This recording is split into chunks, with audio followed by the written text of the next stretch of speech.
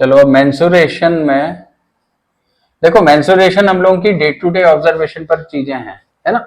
लेकिन day to day observation की अगर हम लोग चीजों को देखेंगे डे टू डे पर, तो ये हम लोगों को 3 डायमेंशनल फिगर्स दिखती हैं। जैसे ये दिखता है ना, ड्रम रखा हुआ दिखता है, ठीक है। ये स्फीयर दिखता है ना। क्यूब्स वगैरह भी दिखाई दे जाते हैं, क्यूब्स रखे हुए दिख जाते हैं, ब्रिक्स रखी हुई दिख जाती है। तो ये हम लोगों का कनेक्टेड है 3D। लेकिन एक जो होता है 2D, 2D का मतलब ये है जो हम लोग कार्टेशियन प्लेन पर, कार्टेशियन प्लेन बोल लो या फिर नॉर्मल प्लेन बोल लो, कार्टेशियन प्लेन कुछ नहीं है, एक्स और वाई का प्लेन है।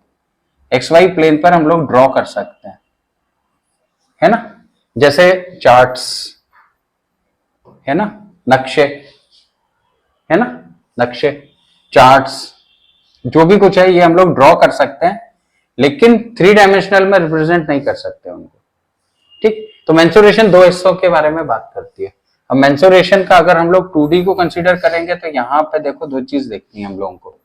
एक तो हम लोग देखते हैं पेरीमीटर, ठीक है, हिंदी में परिमाप, और यहां पे देखते हैं हम लोग एरिया, ठीक है, क्षेत्रफल। अच्छा, 3D में अगर इसका 3D से कनेक्शन अगर हम लोग देखें तो 3D में देखो हम लोगों का सरफेस होता है।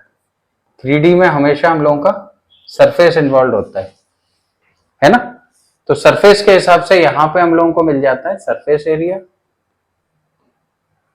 और क्योंकि ये हम लोगों की फिगर है, ऐसी फिगर है जो प्रैक्टिकल है, तो इसके अंदर हम लोग कोई ना कोई सामान भी रख सकते हैं। तो जब हम सामान रख सकते हैं तो ये 3 डायमेंशनल फिगर में हम लोगों को क्या मिल जाता है, वॉल्यूम्स मिल जाते हैं। कनेक्टेड हो गया, ठीक है।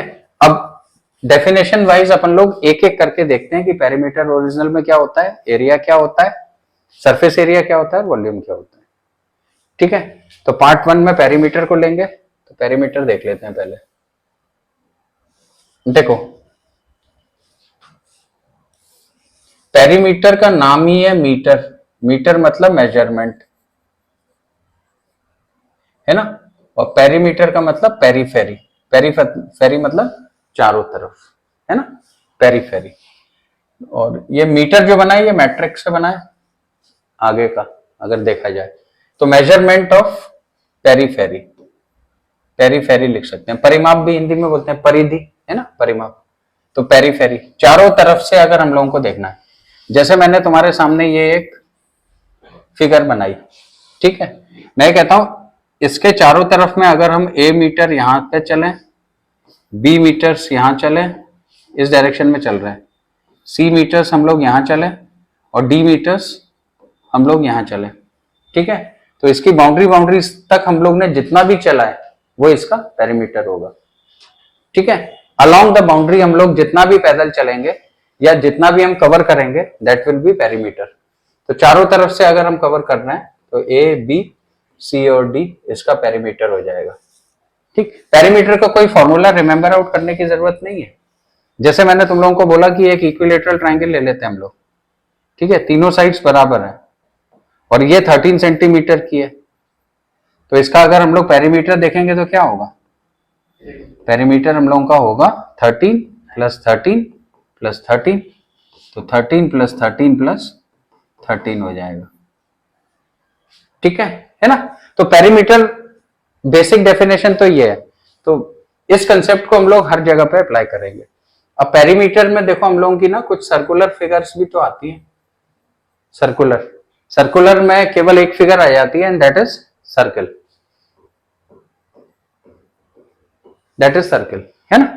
तो सर्कल में अगर हम ये देखें कि ये एक सर्कल है और ये एक हम लोगों का सर्कल है, तो लॉजिक के हिसाब से इसका पेरीमीटर लेस होगा, इसका पेरीमीटर हम लोगों का ज्यादा होगा। सर्कल के केस में ये जो पेरीमीटर है, सर्कल के केस में पेरीमीटर का नाम बदल गया है और इसको बोला गया सरकमफ्रेंस, ठीक है, सरकमफ्रेंस बोला गया। अच्छा, ये वाला जो पेरीमीटर है या सरकमफ्रेंस है, ये देखो इस पे डिपेंड कर रहा है, ये वाले पॉइंट पे डिपेंड कर रहा है ना। सर्कल बनेगा ही ऐसे कि अगर हम लोग दो पॉइंट्स को लेके इस वाले पॉइंट को ऐसे घुमा देंगे तो ये सर्कल बन जाएगा, हम लोगों का बन जाएगा ना। ऐसे ही ये दो पॉइंट्स के कांस्टेंट डिस्टेंस को अगर हम लोग मेंटेन करते हुए ऐसे करके कोई भी एक चीज बनाएंगे तो ये हम लोगों का सर्कल बन जाएगा। तो सरकमफ्रेंस जो है ये अगर हम इसको r ले लें और इसको r ले लें तो सरकमफ्रेंस हम लोगों का r पे डिपेंड कर रहा है ना, जहां पे r हम लोगों का क्या है, रेडियस है, ठीक है ना, r हम लोगों का क्या है, रेडियस है। तो जब r हम लोगों का रेडियस है और ये प्रोपोर्शन के साइन को हटाएंगे तो यहाँ पे कांस्टेंट लगाना पड़ेगा, दैट इज 2 पाई, ये कांस्टेंट हो जाएगा और इसके साथ में हम लोगों का r आ जाएगा, ठीक है ना। अब यहां पे ये वाला जो पाई है ना, पाई, इसकी वैल्यू 22/7 भी है, 3.14 भी है, और भी बहुत सारी वैल्यूज होती हैं, ठीक है, और भी वैल्यूज होती हैं। तो हम लोगों के लिए अगर वहां पे हम लोगों की स्टडी में subject to 2 decimal places, subject to 2 decimal places के बारे में बात होती है, अपन लोगों के मैक्सिमम क्वेश्चंस में यही चीजें पूछी है, सब्जेक्ट टू 2 डेसिमल प्लेसेस में। तो उस केस में ये वाली वैल्यूज 3.14 और 22/7 लेनी होती है।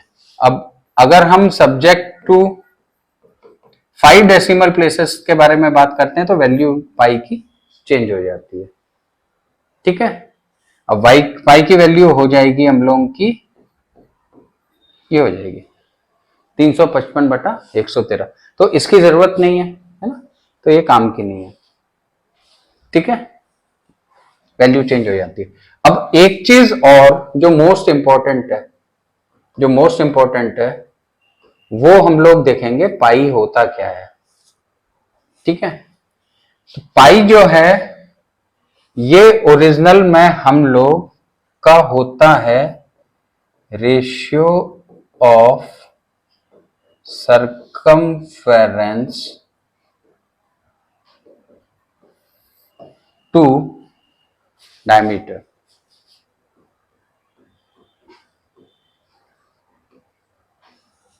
ठीक है, ये चीज याद रखना, ratio of circumference to diameter होता है, ठीक है ना, ये मोस्ट इंपॉर्टेंट है। तो अब जरा देखो, जैसे मैंने तुमको ये बोला कि एक मेरा ये सर्कल है और इसका डायमीटर मेरा जब 7 है तो इसका सरकमफ्रेंस मेरा कितना होगा, 22 होगा। वाई, पाई की वैल्यू मेरी क्या है, 22/7, जहां पे 7 मेरा क्या है, डायमीटर है, और ये मेरा किसको रिप्रेजेंट कर रहा है, सरकमफेरेंस को रिप्रेजेंट कर रहा है, ठीक है ना। अब जैसे मैंने तुमको ये बोला कि एक सर्कल है, एक सर्कल है जिसका रेडियस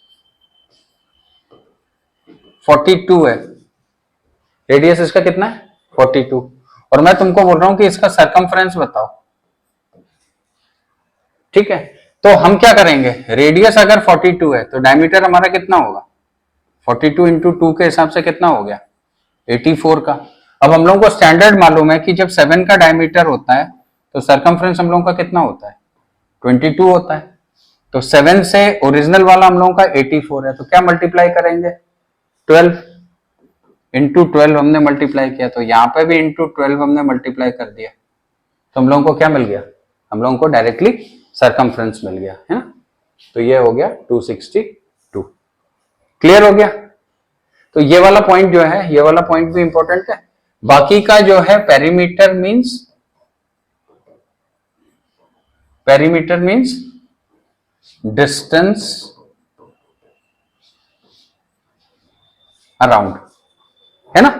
पेरीमीटर का बेसिक जो डिफरेंस है डिस्टेंस अराउंड है, ध्यान देना ये डिस्टेंस है, इसका मतलब पेरीमीटर की जो डायमेंशन होगी, जो डायमेंशन होगी वो डायमेंशन हम लोग की क्या होगी, पेरीमीटर की अगर हम लोग डायमेंशन को लेंगे तो डायमेंशन हम लोगों की होगी मीटर, है ना, जो हम लोगों की डिस्टेंस की होती है, किलोमीटर भी हो सकती है, ठीक है ना।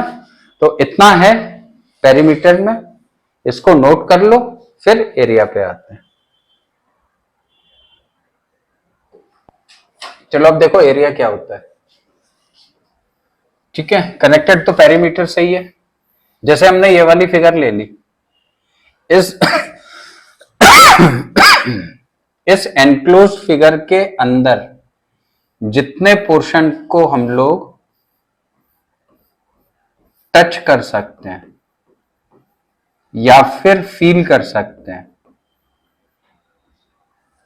या फिर फील कर सकते हैं, क्या फील कर सकते हैं कि हम लोग इसको टच कर रहे हैं। ये इसका एरिया का बेसिक कंसेप्ट है, समझ में आ गया। एरिया को कैलकुलेट करने के लिए, एरिया को कैलकुलेट करने के लिए हम लोग एरिया को कैलकुलेट कैसे करते हैं, किसी एनक्लोज्ड फिगर के अंदर एक यूनिट बाय एक यूनिट की जितनी टाइल्स आ जाएंगी, एक यूनिट बाय एक यूनिट की जितनी टाइल्स आ जाएंगी, तो ये हो जाएगा इसका एरिया, वेयर इसका जो एरिया है दैट इज 1 यूनिट स्क्वायर, है ना, इनटू नंबर ऑफ टाइल्स। तो हम लोगों को इसका जो एरिया मिल जाएगा n यूनिट स्क्वायर मिल जाएगा। समझ में आ गया। ये नंबर ऑफ टाइल्स पे डिपेंड करता है। अच्छा इसका मतलब ये है, देखो एरिया के लिए हम लोग इसके अलोंग जा रहे हैं ना, ठीक है, और इसके भी अलोंग हम लोग आ रहे हैं। तो अगर हम लोग इसकी यूनिट को चेक कर रहे हैं तो ये यूनिट हम लोगों की इस तरीके से ही तो बन रही है, जहां पे ये हम लोगों का डिस्टेंस है और ये भी हम लोगों का डिस्टेंस है। तो डिस्टेंस का मल्टीप्लीकेशन का मतलब ये हो गया कि अगर एग्जांपल के लिए हम ये मीटर ले लें तो ये भी मीटर हो गया, तो ये मीटर स्क्वायर इसकी यूनिट हो गई। क्लियर हो गया, है ना। तो इसीलिए मैंने यहां पे इसको यूनिट स्क्वायर बताया है, और फाइनल हम लोगों का क्या हो गया, ये वाला यूनिट स्क्वायर हो गया। मीटर है तो मीटर स्क्वायर, सेंटीमीटर है तो सेंटीमीटर स्क्वायर, ठीक है, किलोमीटर है तो किलोमीटर स्क्वायर। तो ये वाला पॉइंट भी इंपॉर्टेंट है। अच्छा, एक समराइजेशन अगर हम लोग देखें तो पेरीमीटर हम लोगों का एक डिस्टेंस पे डिपेंड कर रहा है, तो एरिया जो है ये मल्टीप्लीकेशन ऑफ 2 डिस्टेंस पे डिपेंड कर रहा है। इस पर बेस काफी क्वेश्चंस के सॉल्यूशंस हम लोग करेंगे, तो इसको जरूर नोट कर लेना, ठीक है ना। अब एक रेक्टेंगुलर फिगर से इस चीज को और अच्छे से अंडरस्टैंड करेंगे, ठीक है। तो आगे बढ़ाऊं या नोट करोगे? तो चलो फिर नोट कर लो। चलो अब इसी से कनेक्टेड एक चीज और देख लो। तो पहले हम लोग सर्किल देख लेते हैं। यहां पे हम लोग सर्किल को ले आते हैं। पहले सर्किल बहुत ही इजी पड़ जाएगा। देखो सर्किल का भी एरिया हम लोगों का 2 डिस्टेंस पे डिपेंड कर रहा है। सर्किल का जो एरिया है ये भी हम लोगों का 2 डिस्टेंस पे डिपेंड कर रहा है, ठीक है। बस सर्किल के केस में हम लोगों का सरकमफ्रेंस किस पे डिपेंड कर रहा था, आर पे डिपेंड कर रहा था, जहां पे आर हम लोगों का क्या था, रेडियस था। तो एरिया जो है ये 2r पे डिपेंड करेगा, ठीक है ना, 2r पे डिपेंड करेगा। इसका मतलब एरिया को हम लोग ये कह सकते हैं कि ये r स्क्वायर के प्रोपोर्शन में चल रहा है, ठीक। यहां से देखो सर्किल में अगर हम लोग 2 डायमेंशनल फिगर में जाएं तो हम लोगों को मिलता है सर्किल, और यहां से अगर हम लोग 3 डायमेंशनल फिगर में चले जाएं, 3 डायमेंशनल फिगर में, तो ये हम लोगों को क्या मिलता है, स्फीयर, स्फीयर मिलता है, ठीक है। अच्छा, सर्किल के केस में तो हम लोग एरिया ले लेंगे, ठीक है। स्फीयर के केस में हम लोगों का क्या हो जाएगा, सरफेस एरिया हो जाएगा, ठीक है। डिफरेंस ये हो जाएगा। तो देखो सर्किल के केस में एरिया जो है ये हम लोगों का रेडियस का स्क्वायर पे डिपेंड करेगा, और सरफेस एरिया में भी सरफेस एरिया जो है ये हम लोगों का आर स्क्वायर पे डिपेंड करेगा। बदलेगा कहां, ये प्रोपोर्शन का साइन जब हम हटाएंगे तब जो कांस्टेंट आएगा ये कांस्टेंट, और यहां पर प्रोपोर्शन के साइन में जो कांस्टेंट आएगा इसमें अंतर आ जाता है। इसका जो कांस्टेंट होगा ये पाई होगा, और इसका जो कांस्टेंट होगा दैट विल बी 4 पाई, ठीक है। तो इसका एरिया हम लोगों का क्या हो जाएगा, पाई आर स्क्वायर हो जाएगा। लेकिन सरफेस एरिया जो हो जाएगा ये हम लोगों का क्या हो जाएगा, 4 पाई आर स्क्वायर हो जाएगा। क्लियर हो गया? तो ये इस तरीके से कनेक्टेड भी है। आ गया ना समझ में? तो इतना नोट कर लो, फिर आगे बढ़ते हैं। चलो अब एक देखते हैं, जैसे ये हम लोगों का कोई एक फ्लोर है, ठीक है, ये फ्लोर है और इस फ्लोर की डायमेंशन हम लोग ले लेते हैं 24 मीटर बाय 18 मीटर्स की, ठीक है ना। और इसको हम लोग पेवमेंट कर रहे हैं 1 मीटर बाय 1 मीटर की टाइल से, ठीक। तो यहां पे अगर हम लोग ये 1 मीटर की टाइल को बनाएंगे और 1 मीटर की इस तरीके से हम लोग बनाएंगे तो बहुत सारी बन जाएंगी ना, बन जाएंगी।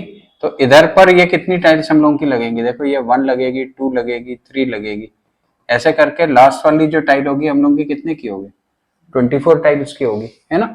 तो ये रो नंबर ए हो जाएगी, रो नंबर बी में भी सेम नंबर ऑफ टाइल्स लगेंगी, ठीक है ना।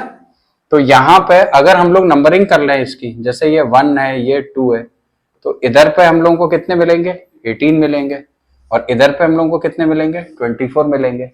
तो टोटल नंबर ऑफ टाइल्स हम लोगों को कितनी मिली, टोटल नंबर ऑफ टाइल्स हम लोगों की मिली 24 इंटू 18, ठीक है। और अगर हम लोग एरिया को देखेंगे तो एरिया हम लोगों का क्या है, दिस नंबर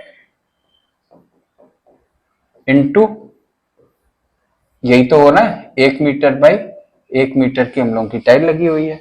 तो एरिया को देखेंगे तो क्या हो गया, 24 into 18 into 1 metre into 1 metre, जो कि हो गया 24 इंटू 18 इंटू 1 मीटर स्क्वायर। तो इसका एरिया हम लोगों का क्या हो गया, 24 इंटू 18 मीटर स्क्वायर। वैल्यू से कोई ज्यादा फर्क नहीं पड़ रहा है, समझ में आ गया?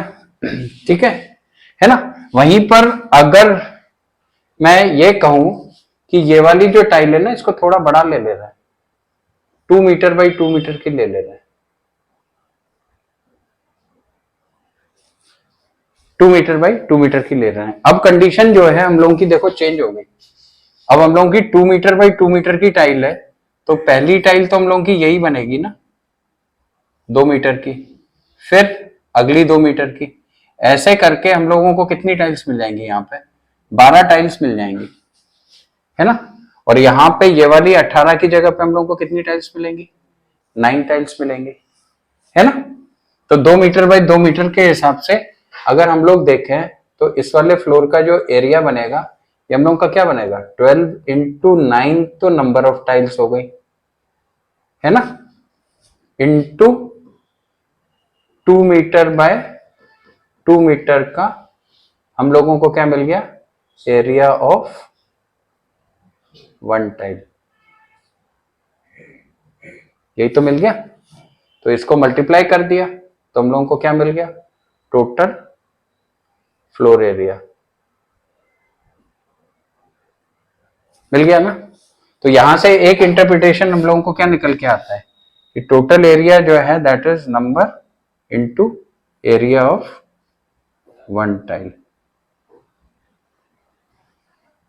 टोटल एरिया लिख लेते हैं, ठीक है।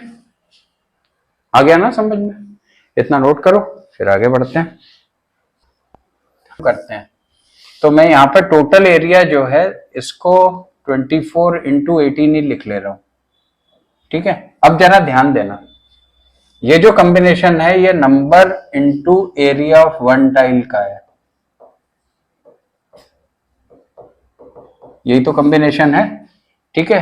तो मैंने जब नंबर लिया 24 इंटू 18 तो मेरा एरिया बना 1 इंटू 1 मीटर स्क्वायर। जब मैंने इसको 24 को कर दिया 12, आधा कर दिया, इन दोनों को आधा कर दिया, तो ये मेरा 2 इंटू 2 का हो गया, ठीक है। इसी तरीके से अगर मैं इनमें 3 कॉमन ले लूं, 3/3 अगर कॉमन ले लेता हूं तो ये कितना हो जाएगा, 8 इंटू 6। तो अब नंबर मेरा कम होता जा रहा है ना। अब अगर मैं इसमें 6 इंटू 6 ले लूं तो ये मेरा क्या हो जाएगा, 4 इंटू 3 हो जाएगा, यही तो हो जाएगा। ठीक, अब एक चीज देखो, तुम लोग देखो 24 और 18 का हाईएस्ट कॉमन फैक्टर क्या है? ठीक है, 6 ही तो है, 6 इंटू 4 और 6 इंटू 3, तो ये HCF है और ये भी HCF है। ठीक है, तो ये HCF है और ये भी HCF है, लेकिन ये जो 3 है ये HCF तो है, लेकिन ये वाले जो 3 है या ये 2 है, ये हम लोगों के 24 एंड 18 के कॉमन फैक्टर्स है, कॉमन फैक्टर्स ही तो है।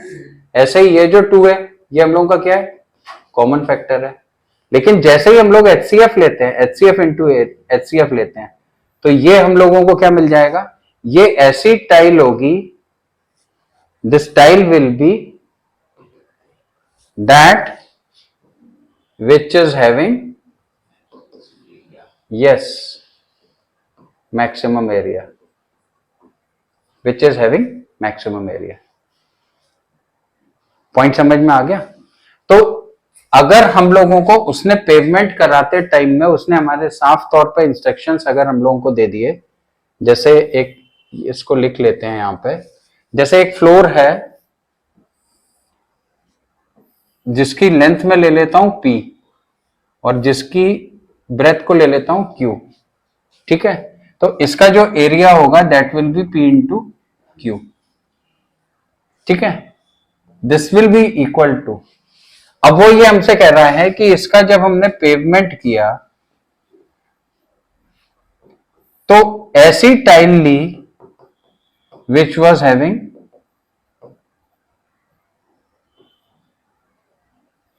Maximum area. ठीक है, which was having maximum area. इसका मतलब क्या है कि जो टाइल है, जो हम लोगों की टाइल है, वो क्या होगी, HCF इंटू HCF, है ना। और HCF ये क्या होगा, HCF of P and Q, है ना। और यहां पे जो रेसिड्यू जो अपन लोगों का बच गया है, P upon H into Q upon H, इसका जब हम लोग मल्टीप्लाई करेंगे तो ये हम लोगों को क्या मिल जाएगी, नंबर ऑफ टाइल्स। क्लियर हो गया? ठीक है, तो इतना काफी है आज के लिए, इसके आगे फिर हम लोग कल कंटिन्यू करेंगे।